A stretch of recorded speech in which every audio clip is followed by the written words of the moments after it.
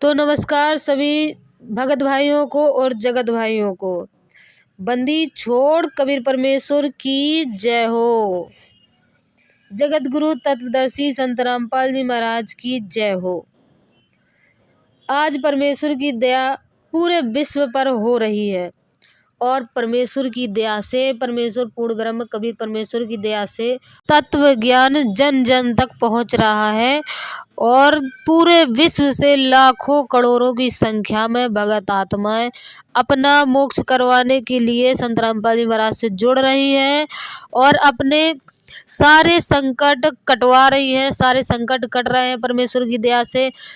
Cancer जैसी बीमारियां भी संत रामपाल जी महाराज की दया से ठीक हो रही हैं, क्योंकि संत रामपाल जी महाराज शास्त्र अनुकूल साधना बताते हैं, शास्त्र वेदों के अनुसार साधना भक्ति बताते हैं।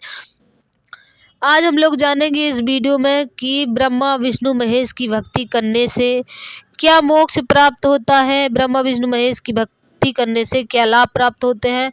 हमारे ही पवित्र हिंदू धर्म के सदग्रंथों से जानेंगे, प्रमाणित करेंगे और ये ज्ञान, ये वीडियो जन जन तक पहुंचाएं, अपने भाइयों को, अपने परिवार को, अपने रिश्तेदारों तक सबको पहुंचाएं, ताकि परमेश्वर का आदेश जो जन जन तक ज्ञान पहुंचाने का है वो पूरा हो सके और लोग ज़्यादा से ज़्यादा जागरूक हो सकें, परमेश्वर को पहचान सकें, क्योंकि मनुष्य जन्म बार बार नहीं मिलता। सत साहिब, ये वीडियो स्टार्ट करते हैं।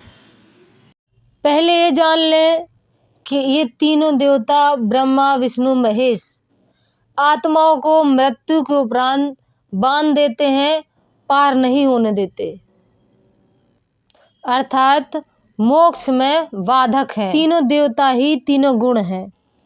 तमगुण शिव जी, सतगुण विष्णु और रजगुण ब्रह्मा जी। आइए इसका एक प्रमाण देखते हैं मार्कंडेय पुराण से। ये वही मार्कंडेय पुराण गीता प्रेस गोरखपुर से प्रकाशित है। इसका हम लोग देखते हैं 123 पेज। ब्रह्मा जी की आयु, आदि का मान तथा सृष्टि का संक्षिप्त वर्णन। इस तरह स्वयंभू परमात्मा की 3 अवस्थाएं होती हैं। स्वयंभू परमात्मा अर्थात जो स्वयं परमात्मा बन गया हो, वास्तव में वो पूर्ण परमात्मा ना हो, वो होता है स्वयंभू परमात्मा। रजोगुण प्रधान ब्रह्मा, तमोगुण प्रधान रुद्र और सतगुण प्रधान विषपालक विष्णु। यही 3 देवता हैं और यही 3 गुण हैं।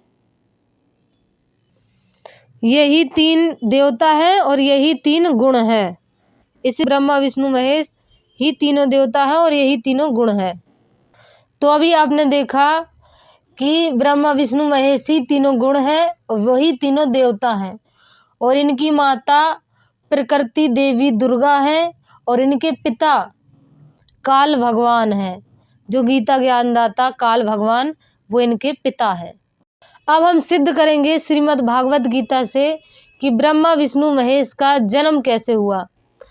काल ब्रह्म अर्थात गीता ज्ञानदाता किस प्रकार प्रकृति देवी दुर्गा को अपने अधीन करके बलपूर्वक किस प्रकार ब्रह्मा विष्णु महेश का गर्भ योनि से जन्म करवाता है, वो हम देखेंगे श्रीमद् भागवत गीता। वही श्रीमद् भागवत गीता, गीता प्रेस गोरखपुर से प्रकाशित, अध्याय नंबर 9, श्लोक नंबर 8।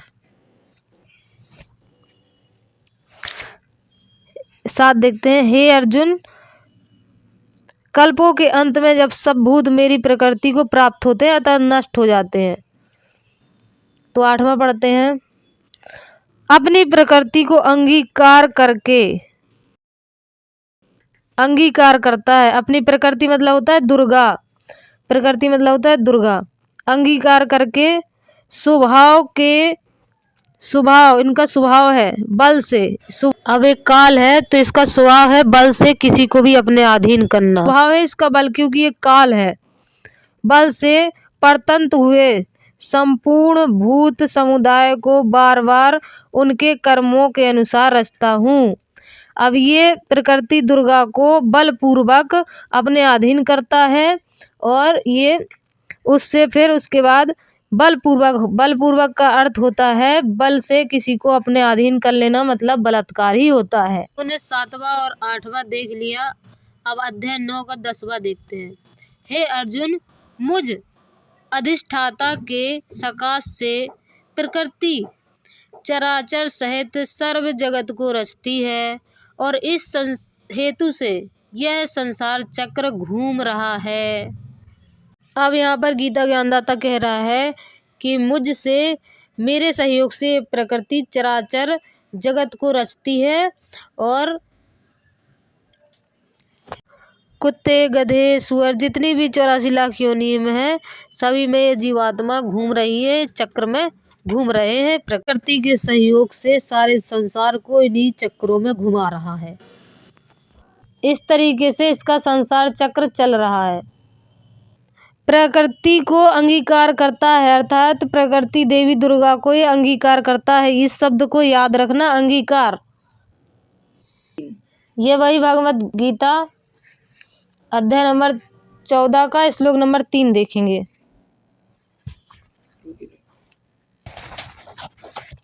हे अर्जुन, मेरी महत ब्रह्म रूप मूल प्रकृति संपूर्ण भूतों की योनि है, अर्थात गर्भधान का स्थान है। ये प्रकृति दुर्गा जो है वो इसकी गर्भ धारण करने वाली है और मैं उस योनि में चेतन समुदाय रूप गर्भ को स्थापन करता हूँ। अब ये काल भगवान है गीता ज्ञानदाता, ये दुर्गा प्रकृति दुर्गा की योनि में गर्भ धारण स्थापन करता है। ये उस जड़ चेतन के सहयोग से जब सब भूतों की उत्पत्ति होती है, मतलब ये सारा संसार जो जन्म मृत्यु का संसार है, इसके 21 ब्रह्मांड का, ये काल ब्रह्म वहाँ का पिता है और दुर्गा है। ये पति पत्नी व्यवहार से ये सारे सबको उत्पन्न करता है, सभी भूतों की उत्पत्ति होती है। और कैसे करता है? गर्भधान का स्थान, गर्भधान और योनि द्वारा, योनि से उत्पन्न करता हूँ, सभी भूतों की उत्पत्ति होती है। अब गीता ज्ञानदाता काल भगवान ने तो एकदम स्पष्ट लिख दिया, स्पष्ट बता दिया कि मैं दुर्गा जी के साथ पति पत्नी व्यवहार करता हूँ। उसके बाद उत्पन्न होते हैं ब्रह्मा विष्णु महेश, सारे संसार की उत्पत्ति ऐसे करता है 21 ब्रह्मांडों में। अब यहाँ पर लिपड़ी चुपड़ी करते हैं ये धर्मगुरु, नकली धर्मगुरु लिपड़ी चुपड़ी करके भगत समाज को गुमराह कर देते हैं। तो अब भगत समाज आप लोग खुद पढ़े लिखे हो, खुद पढ़ सकते हो, खुद पढ़ो और समझो। स्पष्ट लिखा है कि मैं अपनी प्रकृति को अंगीकार करता हूँ। अब उसी 14 अध्याय का हम लोग एक चौथा अध्याय पढ़ेंगे, चौथा श्लोक पढ़ेंगे। हे अर्जुन, नाना प्रकार की सब योनियों में जितनी मूर्तियां अर्थात शरीरधारी प्राणी उत्पन्न होते हैं, प्रकृति तो उन सब की गर्भ धारण करने वाली माता है और मैं बीज को स्थापन करने वाला पिता हूँ। अब ये प्रकृति दुर्गा इसकी माता है, प्रकृति दुर्गा माता है और ये बीज स्थापन करने वाला पिता है, अर्थात दुर्गा का पति काल। गीता ज्ञानदाता, अब ये प्रकृति दुर्गा और ये बीज स्थापन करने वाला पिता काल ब्रह्म, अब ये ब्रह्मा विष्णु महेश तीनों के उत्पन्न करने वाले ये दोनों माता पिता हैं। हम इसको आगे श्लोक में सिद्ध करेंगे। चलिए देखते हैं अगला श्लोक।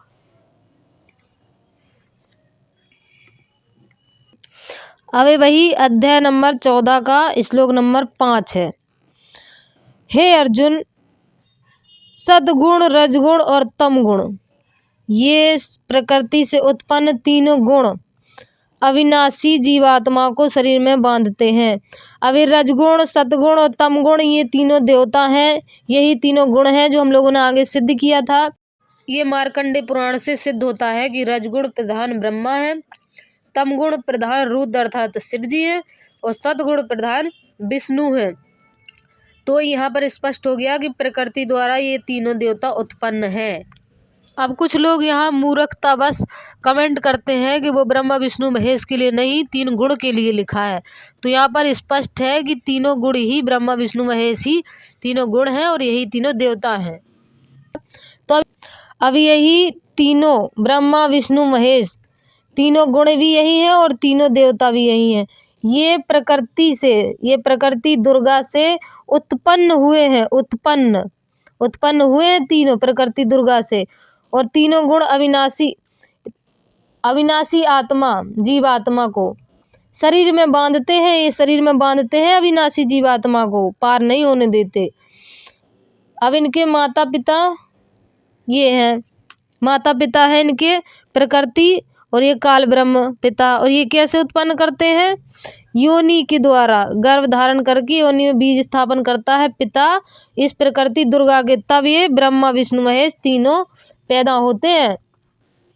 अध्याय नंबर 14 और इसका हम लोग ये 18 पढ़ेंगे श्लोक। अब हम लोग देखते हैं ब्रह्मा विष्णु महेश ये तीनों गुण हैं और इनकी भक्ति करने से क्या लाभ होते हैं। पहले हम लोगों ने देखा कि ये जीवात्मा को, अविनाशी जीवात्मा को फंसा देते हैं, पार नहीं होने देते। अब हम देखेंगे कि ये क्या लाभ देते हैं, इनकी भक्ति करने से क्या मिलता है। सतगुण में स्थित पुरुष स्वर्ग आदि उच्च लोकों को जाते हैं। अर्थात सतगुण कौन है? विष्णु जी। सतगुण की पूजा करने वाले अर्थात उसको भजने वाले स्वर्ग आदि उच्च लोकों में चले जाते हैं, देवता बन जाते हैं। और रजोगुण में स्थित राजस पुरुष मध्य में अर्थात मनुष्य लोक में ही रहते हैं। अब रजगुण कौन है? रजगुण है ब्रह्मा जी। रजगुण ब्रह्मा जी की पूजा करने, उपासना करने वाले जो पुरुष होते हैं, लोग होते हैं, वो मनुष्य लोक में ही रहते हैं। तो मनुष्य लोक में कौन रहता है? कुत्ता, गधा, सुअर, 84 लाख ये सब मनुष्य लोक में तो रहते हैं। और अर्थात मनुष्य लोक में रहते हैं तो उनकी मुक्ति तो हुई नहीं। और ये देवलोक में जाते हैं, स्वर्ग आदि में देवता बन जाते हैं, तो भी मुक्ति नहीं है, क्योंकि स्वर्ग के देवता भी पुण्य समाप्त होने के बाद इसी धरती पर मृत्यु लोक में जन्म मृत्यु के चक्कर में आते हैं, 84 लाख योनि हुई भोगते हैं। और तमोगुण के कार्य रूप निंद्रा, प्रमाद और आलस्य में, अब ये जो तमोगुण की पूजा करते हैं वो निंद्रा, आलस्य आदि में स्थित तामस पुरुष अधोगति को अर्थात कीट, पशु आदि नीच योनियों को। अब ये जो तमोगुण कौन है? शिव जी। तमोगुण शिव जी की जो पूजा करते हैं वो निंद्रा में पड़े रहते हैं, आलस्य में पड़े रहते हैं, तामस में पड़े रहते हैं। और इनका क्या होता है? कीट, पशु आदि नीच योनियों को प्राप्त होते हैं तथा नरकों को प्राप्त होते हैं। और नरक को भी प्राप्त होते हैं जो तमोगुण शिव की पूजा करते हैं। तो यहाँ से सिद्ध हो गया कि जो 3 गुण की ब्रह्मा विष्णु महेश की उपासना करते हैं उनकी अधोगति हो जाती है, उनको नीच योनियों में की प्राप्ति होती है और नरकों को भी जाते हैं। तो ये हमारी मत मानो तो ये श्रीमद् भागवत गीता की तो मान लो कम से कम आप लोग। तो श्रीमद् भागवत गीता के अनुसार ब्रह्मा विष्णु महेश की भक्ति व्यर्थ है। अब इस पर परमेश्वर कबीर कहते हैं, 3 देव की जो करते भक्ति उनकी कबे न होवे मुक्ति। गुण तीनों की भक्ति में ये भूल परो संसार, कहे कबीर निज नाम बिना कैसे उतरे पार। तो आज की वीडियो में हम लोग ने देखा कि ब्रह्मा विष्णु महेश का जन्म कैसे हुआ, उनकी उत्पत्ति कैसे हुई और उनकी भक्ति करने से क्या प्राप्त होती है, कहाँ जाते हैं। मोक्ष की प्राप्ति नहीं होती, इनकी भक्ति करने से अधोगति हो जाती है। किस प्रकार से श्रीमद् भागवत गीता ने एकदम सब कुछ स्पष्ट कर दिया है और सिद्ध कर दिया है कि इनकी भक्ति करने से कोई लाभ नहीं है, इनकी भक्ति से सिर्फ और सिर्फ हानि ही हानि है। तो अब आप लोग स्वयं समझदार हैं, श्रीमद् भागवत गीता पढ़िए, ज्ञान समझिए, संत रामपाल जी महाराज के सत्संग सुनिए। मिलेंगे नेक्स्ट वीडियो में, तब तक के लिए सत साहिब।